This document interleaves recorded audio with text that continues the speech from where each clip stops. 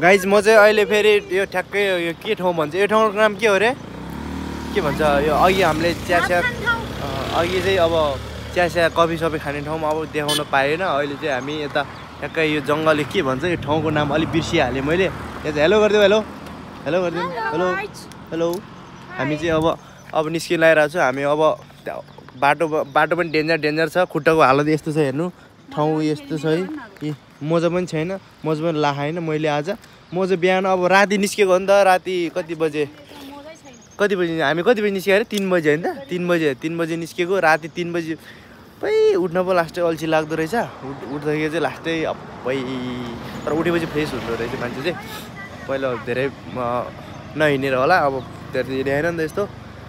केही छ अब केही छैन गाइस अब घर पुग्न अझै 2-4 घन्टा लाग्छ होला अब बिस्तारै जाँदैछु हाम्रो आँसुले अब छोरी मान्छे सँगसँगै जानुपर्छ नि त अब म त कुदिहाल्छ उ त अब हाम्रो आँसु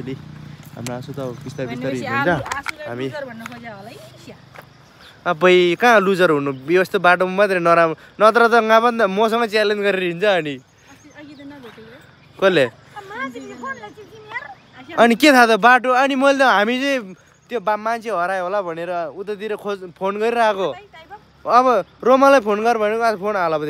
लादो निल्दो रो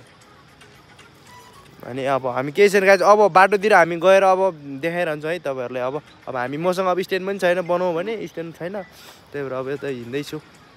ल गाइस अर्को फेरि भेटौँला अब अर्को पाठ फेरि आउँछ तपाईँलाई